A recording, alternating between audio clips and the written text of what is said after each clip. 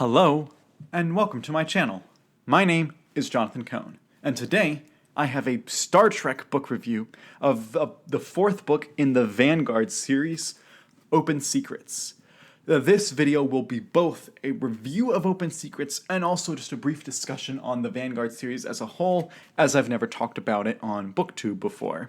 The Vanguard series, up to this point, includes the first book, Harbinger, by David Mack, the second book, Summon the Thunder, by Dayton Ward and Kevin Dilmore, and the third book, Reap the Whirlwind, by David Mack, and then this book, the fourth book, is Open Secrets by Dayton Ward, although I will say it says it has a story by credit by both Dayton Ward and Kevin Dilmore, who's his regular writing partner.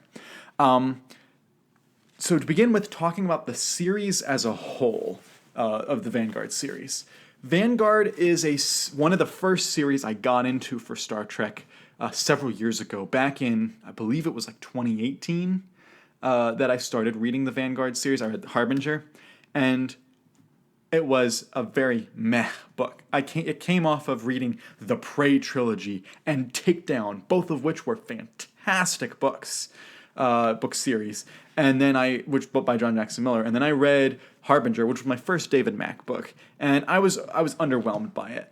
And then about a year and a half ago, I read the next two books, books 2 and 3, and I thought they were also very meh. And so going into book 4, I didn't have high hopes, and I've been putting off this book for a long time, but a couple of factors influenced me. One is I got the rest of the books in the series, so I wanted to read it, but also the David Mack's new book that's coming out in, I believe it's December, called Harm's Way. They may have pushed that, but currently it says it's going up in December. Harm's Way is going to tie into the Vanguard series, so I want to see if I can have it finished by the time that book comes out. But I read this book, and surprisingly, it is the best of the 4 books, in my opinion. But that's not saying that much. I gave all 3 of... Don't know where that came from. I gave all 3 of these books, the first 3 out of 5 stars. And I gave this one also a 3 out of 5. I would be willing to consider it a 3.5 out of 5. Because I think it is a little bit better. This book... basically, I'll start with this. The Vanguard series features Vanguard, the station, which is in the Taurus Reach, and the Vanguard station is tasked with exploring the metagenome from the Shaddai, and so you have several characters that this series kind of follows as a big cast of characters. You have the Commodore of the station, Diego Rees.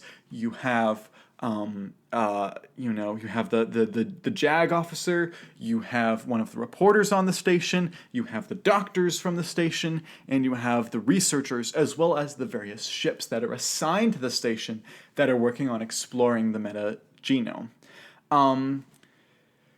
What makes this series work is the premise of having a new station that you've never seen before and a big cast of characters that you're following and an overarching story for it. And the concept of the overarching story is really good.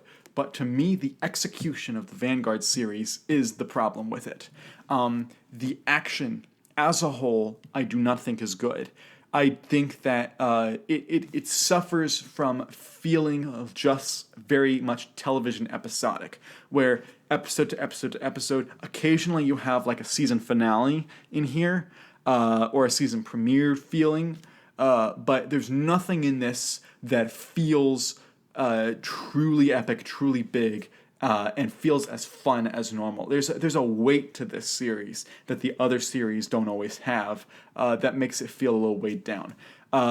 And I don't know, there's a spark that a lot of my favorite Star Trek books have. Even books by Dayton Ward and David Mack. It's not a knock on those authors.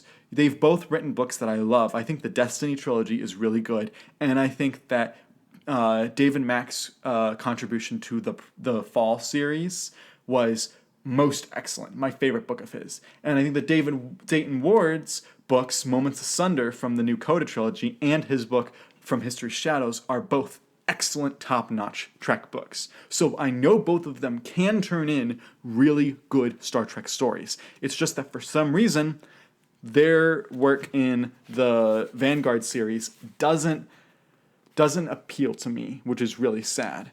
The fourth book, Open Secrets, one of the characters is on trial in this book. And that is by far the most exciting part of the book. And it's not even that much of the book. It's maybe 1/5 of the total book. Maybe even 1/6. It is not a big part of the book. But that is by far the plot line that had me excited the most. The plot line that I was most eager to keep reading. And you also have one of the characters who is unconscious, and they have to send this character back to Vulcan to try to heal them. That was an interesting storyline, but not quite as engaging. There is one character who is captured by the Klingons in this book, and that was an engaging story, and it was okay up until about the 2/3 point. And then the last portion of the book, the last act, that character's storyline really gripped me, and the action in that last portion of the book is the best action we've seen of all the Vanguard books. And so you have all those different, and then there's also a few other minor plot lines that just don't hold my attention as well.